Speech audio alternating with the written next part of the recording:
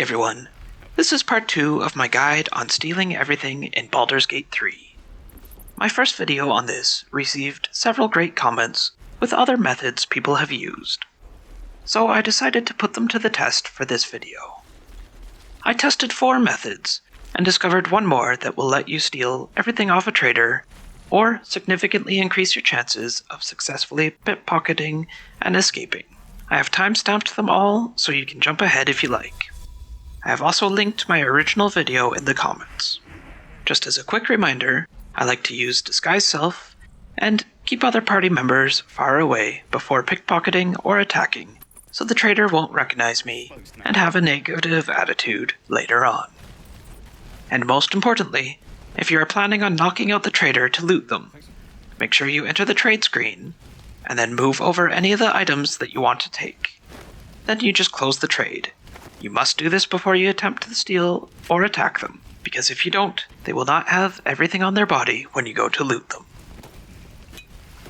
Also, don't forget to turn on non-lethal damage. I can't count the amount of times I've accidentally killed an NPC I was just trying to knock out. The first method I'm using is casting Hold Person on your target before pickpocketing them. This one is really simple. You just need someone who can cast Hold Person. I still recommend using Disguise Self if you can, because that way you can maintain a good attitude from the trader even if you get caught. For this I used Gale to cast Hold Person. I found sometimes it takes a couple tries to succeed, but as soon as it does, have your rogue initiate pickpocket and enter turn-based mode. Having turn-based mode on gives you more time to actually go through and look at the items before you try to steal them. The great thing about Hold Person is once you fail a pickpocket attempt, you can either just run away or try again. Because your target is held, they can't react or attack. The only thing you need to be cautious of, especially if you want to keep pickpocketing, is each turn they get a save attempt and may break free of the Hold Person spell before it officially ends. As soon as they do break free of it, they will accuse you of casting a spell on them. You recognize the after. Now where a Hold Person really shines is if you want to knock the trader out to loot them.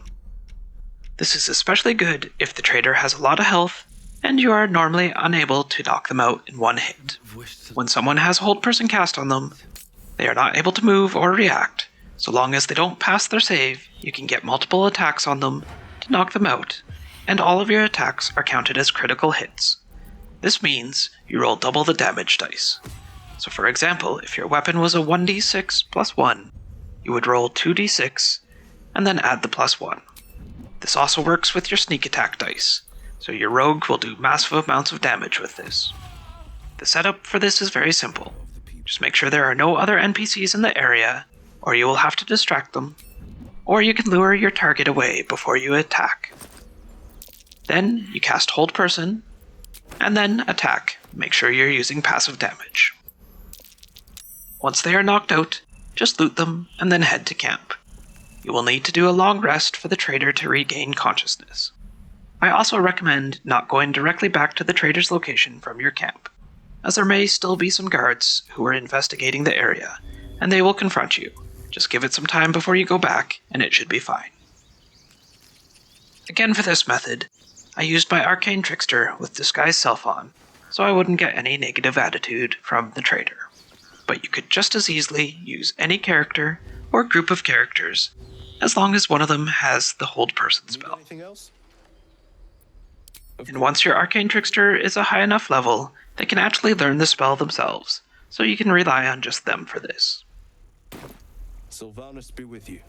The next method I tested was using an Arrow of Darkness to hide what you are doing. For this method, you can use anything that will blind and obscure vision in the area. I tested this with both the Arrow of Darkness and the Fog Cloud spell. I liked Fog Cloud a bit better because it had a larger area of effect, but it also costs a spell slot, so the Arrow is more of a readily available option. The biggest problem I had with this was as soon as I shot the arrow or cast the spell, the trader would just run out of the effect, so knocking them out wouldn't really work for this. However, for pickpocketing it works very well. You just want to keep your rogue in the darkness while you pickpocket. And when you fail an attempt, just run away through the other side of it. The darkness gives you time to leave, whereas without, you would usually be caught right away. The only very important thing with this is even if you do a long rest, do not go back to the area right away, or the guards who came to investigate will still be in the area, and even if you used a disguise, they will still catch you. So just be cautious going back. The other thing you can do with fog is steal any of the items lying around, or loot any of the chests and crates in the area without anyone seeing. This, in my opinion, is the best use of this method. Just remember, eventually they do notice something is missing and may accuse you. For this next method, you use a bard to distract the other NPCs in the area. This method is very similar to my method of stealing using the cat to distract the NPCs from my last video.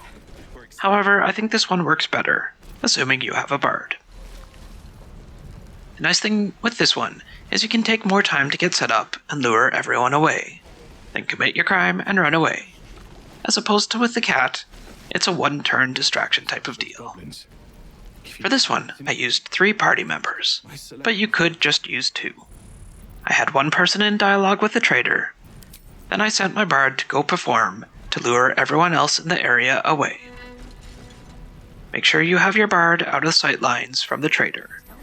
Around a corner or behind something is best, because even while distracted, the people will notice you attacking or stealing from the trader if they can see you. Then, with everyone else watching my bard, I attacked the trader with my 3rd character. You can also pickpocket, but you need to be really quick, because you have to stop talking to the trader to do this, and as soon as you do, they will just start heading straight for your bard.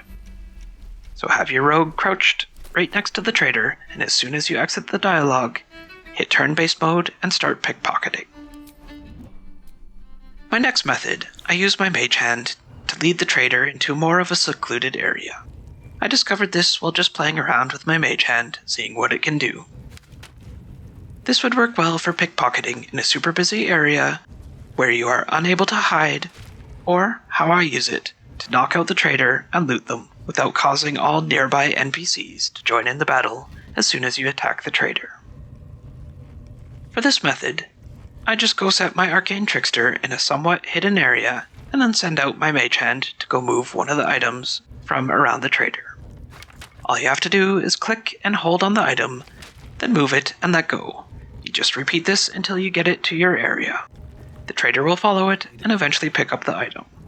From there, you can either pickpocket them or attack them with non-lethal damage on, so you knock them out. Then you can loot them and head out. The only thing to be careful of is sometimes a guard or 2 will follow the trader, so you may need to fight them too.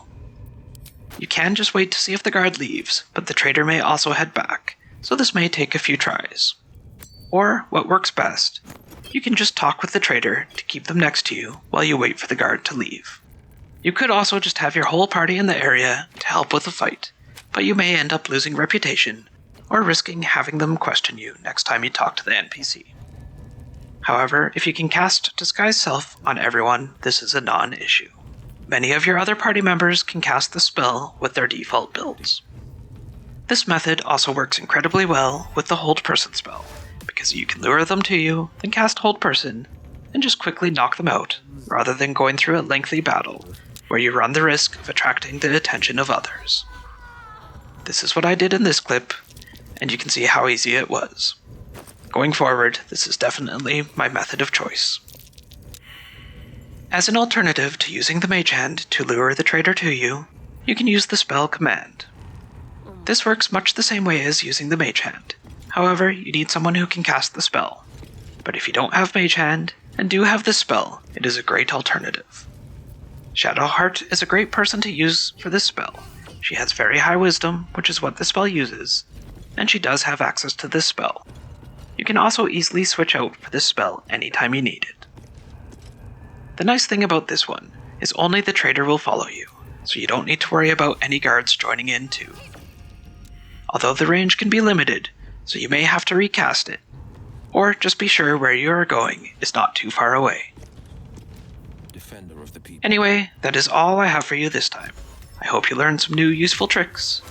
Please feel free to leave a like and subscribe if you did. And if you have any other methods you would like to see tested, please leave a comment below. Otherwise, thanks for watching, and see you next time.